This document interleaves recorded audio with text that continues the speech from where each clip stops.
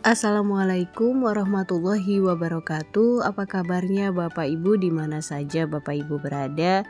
Semoga Bapak Ibu semua selalu dalam keadaan sehat walafiat. Nah, Bapak Ibu berjumpa kembali pada channel YouTube Desti Hidayat. Untuk informasi yang akan saya sampaikan pada video kali ini dikutip dari laman Detik Edu, yaitu tentang ketentuan unggah dokumen P3K 2024 lakukan agar lolos seleksi administrasi. Nah, Bapak Ibu calon pelamar seleksi P3K, bagaimana informasi lengkapnya? Bapak Ibu dapat menyimak video ini hingga selesai.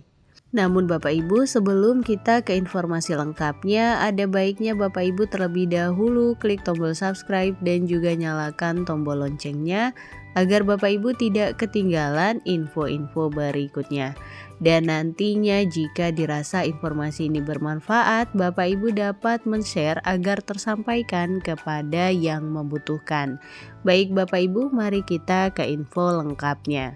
Bapak Ibu, pendaftaran seleksi P3K gelombang 1 2024 masih berlangsung hingga 20 Oktober mendatang. Salah satu proses yang harus dilalui pelamar saat mendaftar adalah unggah dokumen persyaratan. Nah, Bapak Ibu belajar dari seleksi CPNS, unggah dokumen tidak bisa dilakukan secara sembarangan. Ada beberapa ketentuan seperti ukuran dan jenis file yang harus dipenuhi pelamar. Jika tidak Bapak Ibu, maka sistem akan menolak dokumen dan proses pendaftaran tidak bisa dilanjutkan. Meskipun dokumen diterima, tetapi tetap tidak memenuhi ketentuan yang ditetapkan. Hal ini akan berdampak pada hasil seleksi administrasi milik Bapak Ibu semua. Nah, dengan demikian dikutip dari portal Sistem Seleksi Calon Aparatur Sipil Negara atau SSCASN pada Senin 7 Oktober 2024, berikut ini adalah ketentuan unggah dokumen hingga penggunaan materai selengkapnya. Berikut adalah ketentuan unggah dokumen di pendaftaran P3K 2024. Adapun dokumen dan ketentuan ukuran serta tipe file yang harus diunggah pada portal SSCASN yaitu sebagai berikut. Yang pertama, Bapak Ibu harus men-scan pas foto berlatar belakang merah maksimal 200 KB bertipe file JPEG atau JPG. Kemudian scan swafoto maksimal 200 KB bertipe file JPEG atau JPG.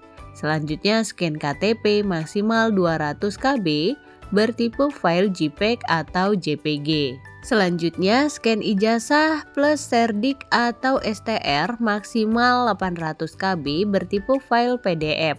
Kemudian scan transkrip nilai maksimal 500 KB bertipe file PDF.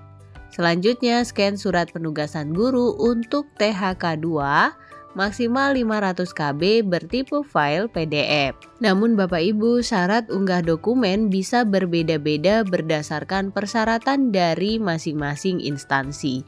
Jadi pastikan juga ketentuan di surat pengumuman formasi instansi P3K tujuan Bapak Ibu. Kemudian selanjutnya untuk ketentuan penggunaan materai di P3K 2024. Materai menjadi salah satu permasalahan yang ditemukan pada seleksi CPNS 2024 kemarin.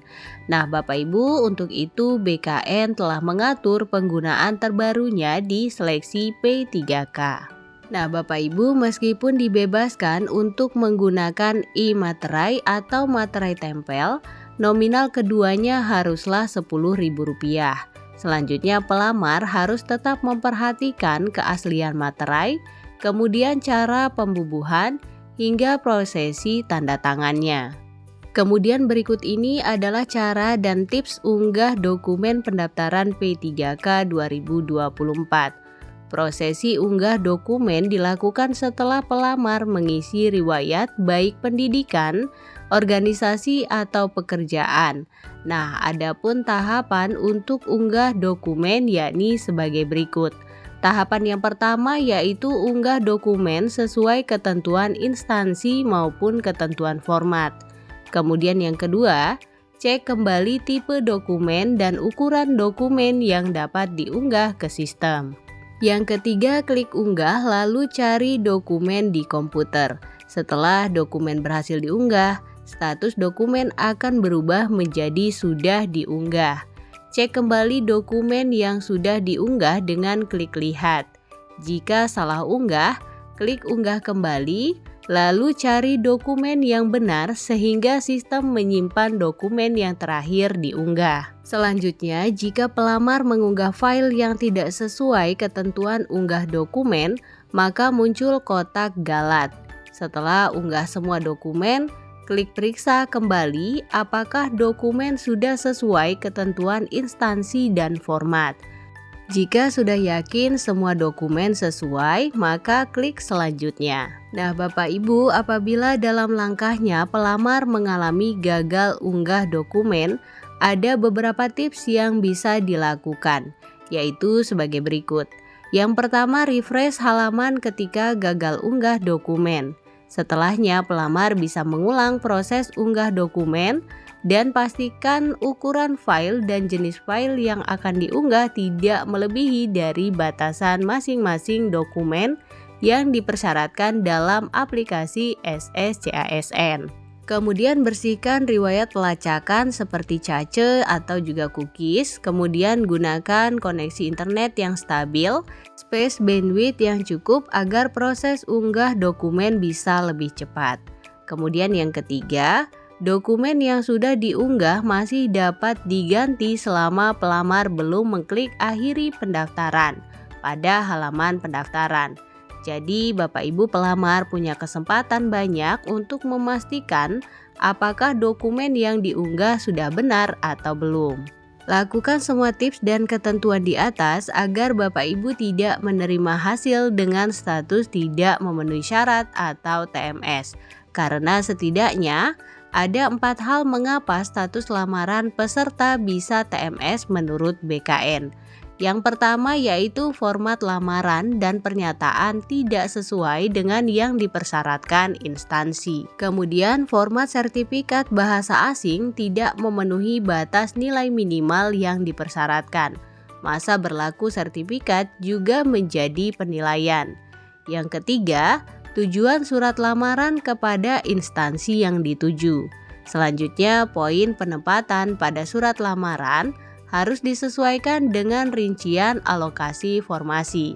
Nah, hal ini bisa dilihat di pengumuman formasi masing-masing instansi.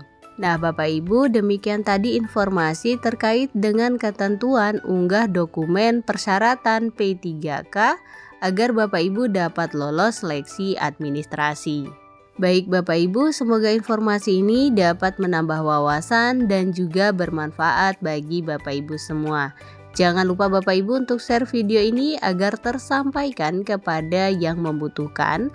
Berikan like pada video ini, klik tombol subscribe dan juga nyalakan tombol loncengnya agar Bapak Ibu tidak ketinggalan info-info berikutnya.